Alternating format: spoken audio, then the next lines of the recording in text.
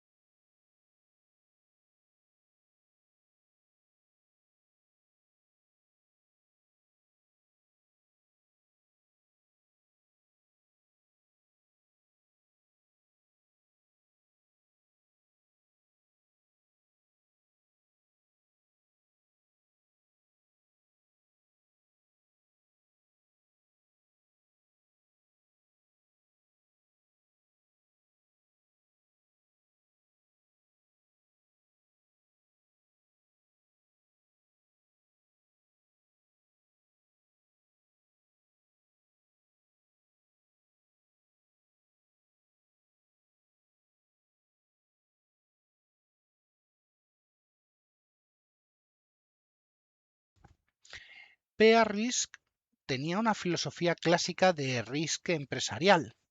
El kernel mandaba, el usuario obedecía y el hardware estaba diseñado para que HPUX pudiera exprimir la máquina sin demasiadas florituras.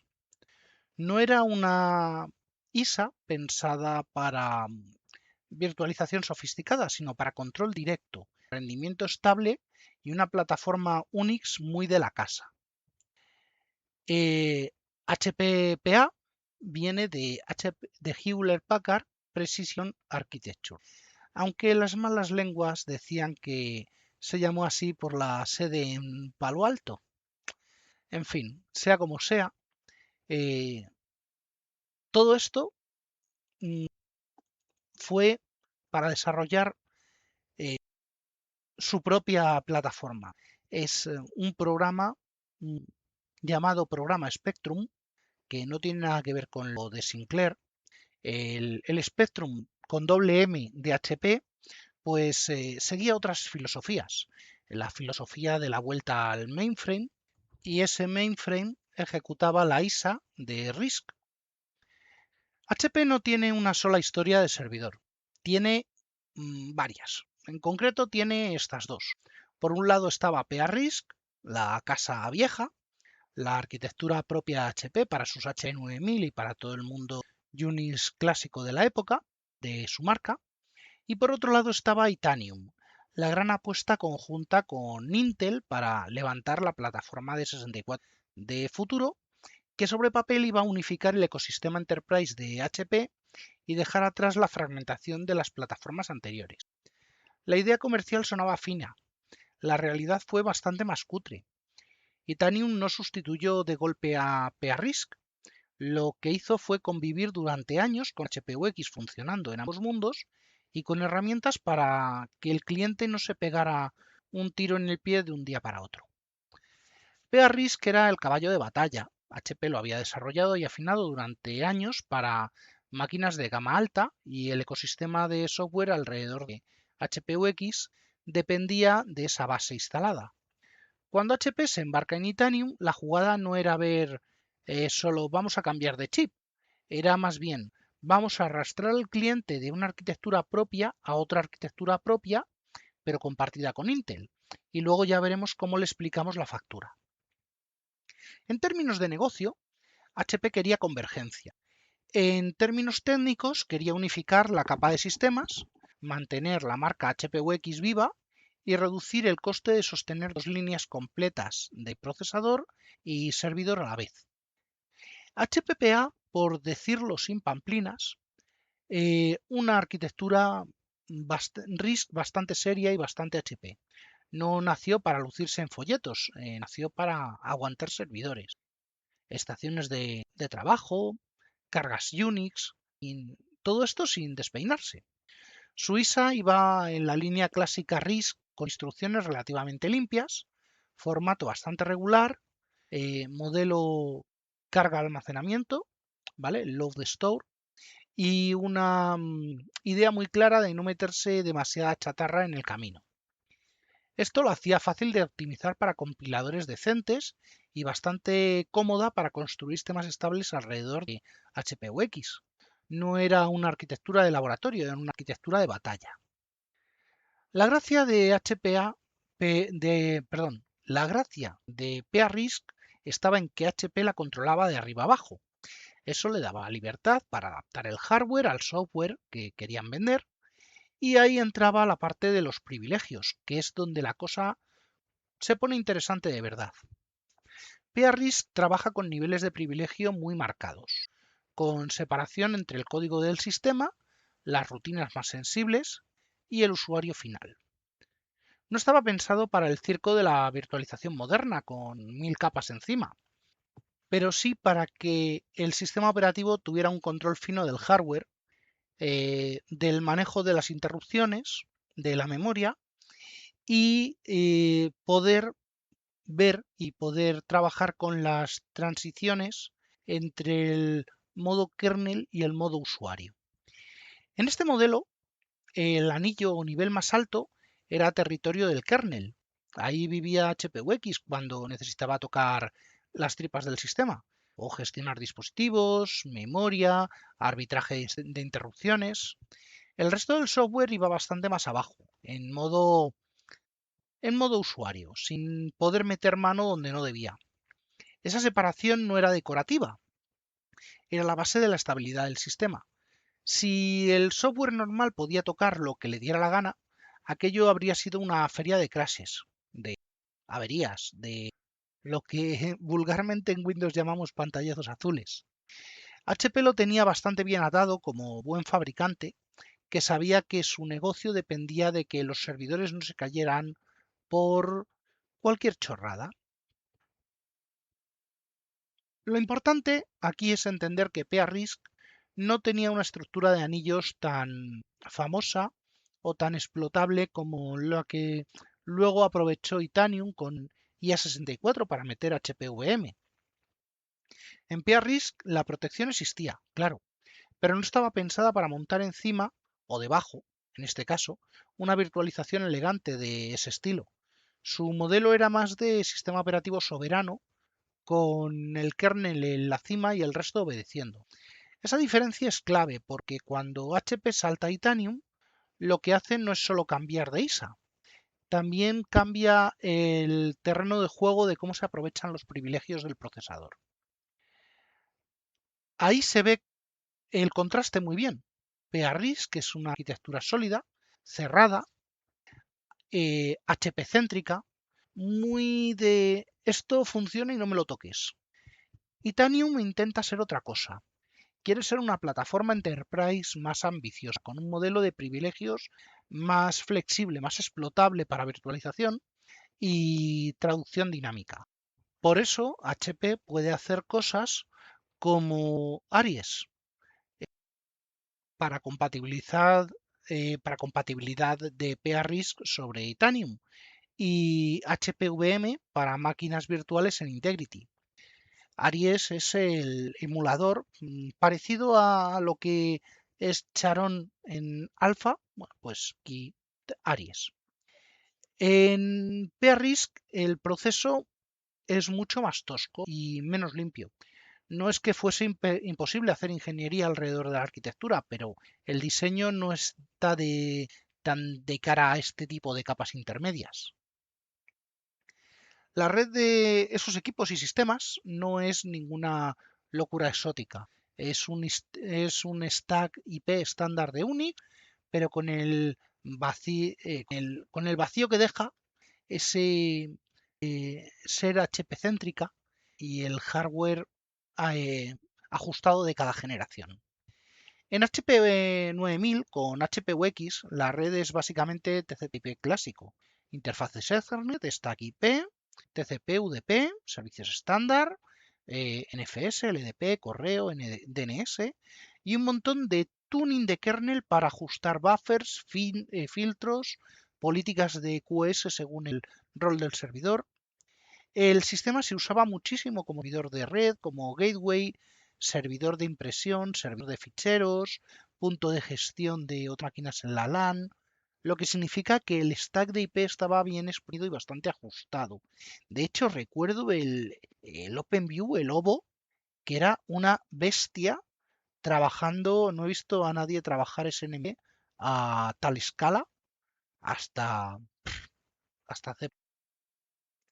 HPUX también soportaba protocolos históricos como el IPX-SPX de Nobel por tema de integración y muchas otras herramientas de red de gestión y monitorización propietaria. De hecho, el mismo OVO era propietario de HP, el SIM es propietario de HP, pero bueno, son cosas que... La capa IP siempre queda como el eje central. La particularidad es que no está en el protocolo en sí. HP no inventa eh, un IP HP céntrico, sino en el firmware de red, el tuning de los drivers de cada tarjeta y el modo en el que HP disponía ciertas imágenes de HPUX para fines de networking muy concretos, como, no sé, un servidor de correo de red corporativa, un servidor de monitorización, un firewall, un router, en fin, lo que sea. PRISC sobre HP 9000 usaba un stack IP estándar, con el telón de fondo de una arquitectura cliente-servidor tradicional y un enfoque muy enterprise, muy de empresa.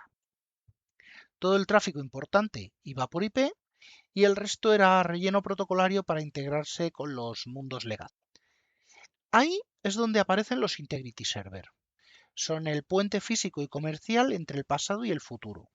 HP Integrity es la gama basada en los Itanium para ofrecer HPUX, OpenVMS, Windows y otros entornos seleccionados, pensada como sustituta natural del HP 9000 y de otros sistemas PA-RISC más serios.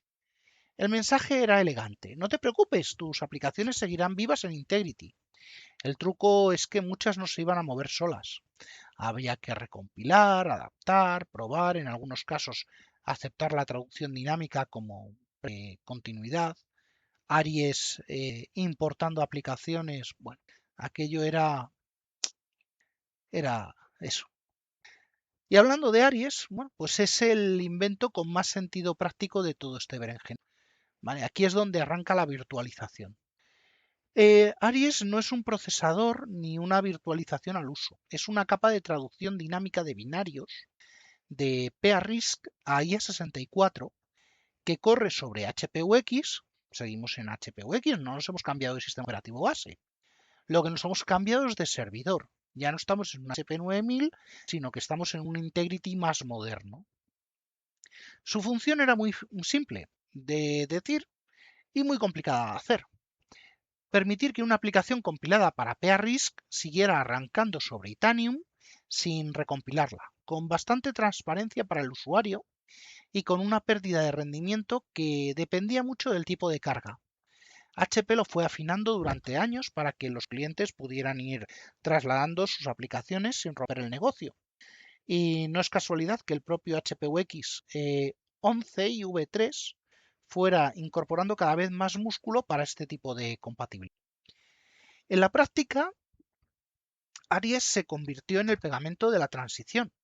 Si el problema era bien educado, HP lo vendía como un emulable sin drama.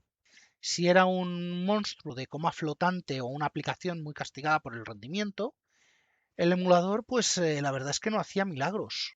HP lo decía con bastante poca poesía, la verdad. Para aplicaciones PA-RISC intensivas en coma flotante, no hay que esperar un rendimiento espectacular en Itanium bajo Aries. O sea, sí, continuidad, pero continuidad con letra pequeña, que es esto es muy clásico de HP, de HP Enterprise también. Esto es ya te lo expliqué en el contrato, campeón. Aries no tiene por sí mismo un sistema de red, es un emulador. En el contexto de red entra de una forma muy clara. Aries emula el sistema de llamadas del sistema, los hilos, signals de PA-RISC HPUX sobre IA64. Así que el tráfico de red de una aplicación emulada por Aries sigue siendo gestionada por el stack de HP en Itanium en lugar de sobre PA-RISC, sobre los servidores MIPS, y no está gestionada por Aries. Vale, un ejemplo de cómo sería esto. Cuando una aplicación PA-RISC abre un socket, realiza un bind o hace un recipe, esto tiene sus propios códigos en ensamblador, el sistema detecta que es un binario PA-RISC, invoca Aries, Aries traduce la secuencia de sistema del PA-RISC al equivalente IA64 y el stack de HPUX en el kernel de IA64 hace el trabajo de red. Desde el punto de vista de la red, es una aplicación HPUX app cualquiera, solo que en el origen de las llamadas lo que encontramos es un código emulado, un código traducido en vez de un compilado nativo. En términos prácticos, esto significa que el comportamiento de la red no cambia porque usas Aries, pero sí puede cambiar el rendimiento de la propia aplicación, porque traducir el código de PA-RISC cuesta ciclos y por tanto la aplicación puede tardar más en procesar el tráfico de red, aunque el kernel y el stack sigan siendo igual de rápido. La parte bonita del cuento, volviendo sobre la virtualización, es que HP no se quedó en la compatibilidad de binario. También metió virtualización de verdad en Integrity, que son las HP Integrity Virtual Machines, HPVM para los colegas, pero esto ya lo he contado de pasada, donde permitía crear máquinas virtuales sobre Itanium usando los niveles de privilegio del propio hardware IA64. Ahí el truco técnico es fino. IA64 tiene anillos de privilegio y HPVM aprovecha esto para que el hipervisor se quede en el máximo privilegio y las máquinas virtuales, las VMs, funcionen de forma desprivilegiada en un anillo inferior, con traps al host cuando intentan tocar hardware sensible. Esa es la diferencia entre una simple emulación y una virtualización con pinta seria. HP no estaba inventando la rueda, pero sí estaba exprimiendo su arquitectura para que la transición no fuera un despojo total. Luego vino la parte fea. Itanium no terminó de desplegar como instituto universal sus poderes. HP mantuvo el discurso de continuidad, pero el mercado se fue a otra parte. Y aquí es donde x86-64 ganó por compatibilidad, precio y disponibilidad. Itanium se quedó de nicho y PA-RISC fue muriéndose con dignidad, que es una forma elegante de decir, aquí sigue porque hay clientes que no puedo apagarlo sin incendiar su contabilidad. HP siguió empujando Integrity y de hecho lanzó actualizaciones hasta para que los entornos siguieran arrancando binarios de PRISC en sus servidores Itanium durante bastante tiempo. Pero la convergencia real no fue un triunfo, fue una crónica de sustitución gradual con dos arquitecturas viviendo encima una de la otra hasta que dejó de tener sentido comercial. Lo más interesante, visto con perspectiva, es que PRISC no desaparece de golpe porque HP necesitaba que la base instalada siguiera respirando. HP dejó a Aries como ese respirador. HPVM fue la UCI. Integrity fue el hospital. Itanium fue la promesa que la cirugía era mejor para el paciente, no para cambiarle el nombre a la farmacia. Bueno, en fin. La historia técnica no es solo de chips, es de cómo una empresa intenta mover su legado sin romper la confianza de él y de cómo una arquitectura de procesador acaba convertida en una estrategia de continuidad empresarial. HP no convirtió PRISC en Itanium.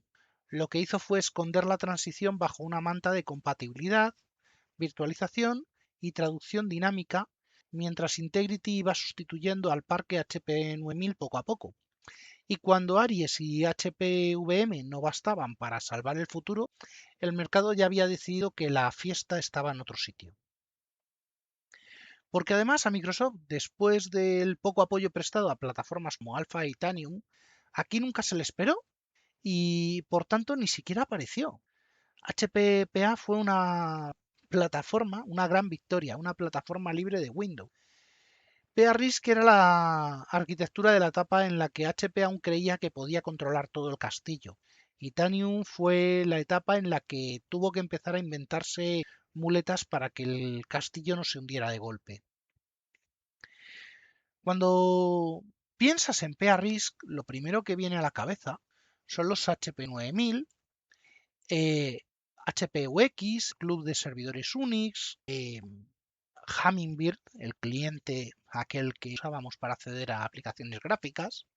Y tiene sentido porque PRISC es la arquitectura de HP diseñada en casa, cuidada en casa y exprimida en casa durante décadas. Pero en el mundillo de RISC no todo acaba dentro de Palo Alto ni de Corvallis. Y PRISC también se coló fuera del ecosistema HP. Algunos fabricantes de equipos embebidos, dispositivos de red, sistemas integrados, aprovecharon ELISA y sistemas como HPUX y alguna versión de Linux para PRISC que le dieron un poco más de vida más allá de los grandes racks de HP, aunque el grueso de este mundo siempre se quedó pegado a la marca. Con el cierre de la línea de HP de servidores PRISC, la arquitectura no se evaporó mágicamente, pero sí perdió su motor principal. HP dejó de lanzar nuevos procesadores y la plataforma se fue empujando hacia el estado de legacy sustentado por emulación. En ese escenario, con Aries, el lector de PRISC sobre Itanium, que mantiene las aplicaciones viejas sobre servidores Integrity sin que tengas que resucitar un HP 9000, pues en la práctica PRISC deja de ser un porte activo y se convierte en un invitado, en un huésped dentro de Itanium, con el Xenial de HP UX de anfitrión. Y hablando de Itanium, ahí entra Cray, que tampoco se quedó mirando el techo.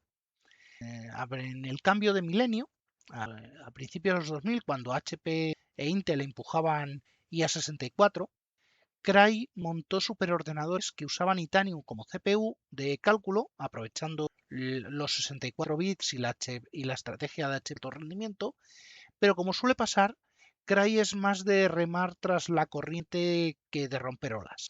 Y cuando la cosa se movió a x80 y 64, Cray se largó de Itanium sin hacer demasiado. La línea Cray XT, XT4 y XT5, pasaron a montar Opteron de AMD, luego la familia XC, Sus sucesoras aterrizaron durante años en Intel Xeon con aceleradores NVIDIA o Xeon Phi, todo integrado en la interconexión y el software de Cray. El mensaje de Cray era claro: no nos importa el ISA, nos importa el rendimiento, el consumo y la densidad. Así que si el procesador de moda es Titanium, Opteron, Xeon o EPYC, ahí lo ponen y a la ISA pues la dejan morir en el lugar que toca. El mapa de cierre de todo esto, de HP, entonces, PRIS se queda como un huésped emulado.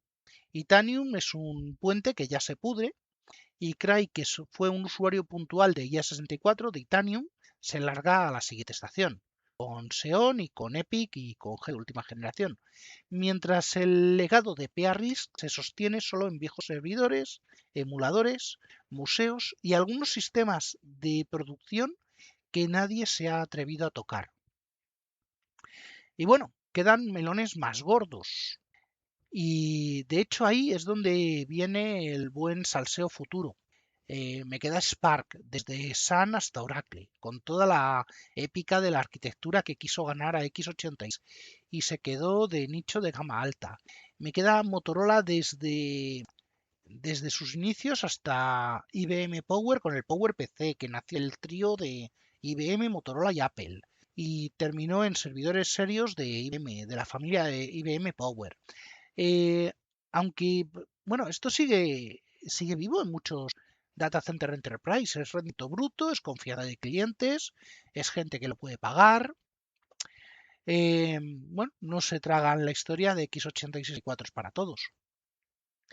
En el otro lado de la casa, pues IBM Z, la línea de mainframes que ni ha entrado, ni se ha enterado de que el mundo jugaría al cacharrito de esos 4 bits moderno, que sigue tirando de su propia arquitectura, con su ISA, con su concepto de participación, una virtualización brutal, una capacidad para soportar la carga de una economía entera sin pestañear.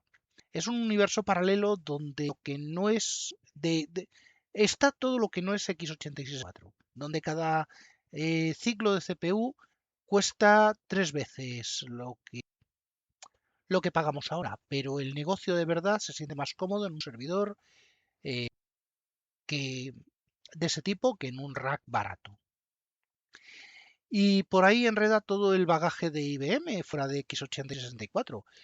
Los Power, los Z, los P-Series, todos esos sistemas que siempre han dicho que el rendimiento, fiabilidad, continuidad, precio son más importantes que el folleto de marca. Y eso dará para otro capítulo largo, más denso, más obsceno, pero en el mismo formato. Hablar de arquitectura, política corporativa y un poco de mala hostia, porque si algo tienen en común Alpha, PA-RISC, Titanium, Power y Spark, es que todas han tenido razón técnica y todas se han cargado su futuro por decisiones de negocio. Y Aries, si alguien recuerda a Rosetta, y el Rosetta actual, Aries, es más de lo mismo. Pero bueno, todo eso que he dicho del resto de arquitecturas, ya sí eso, en otro capítulo.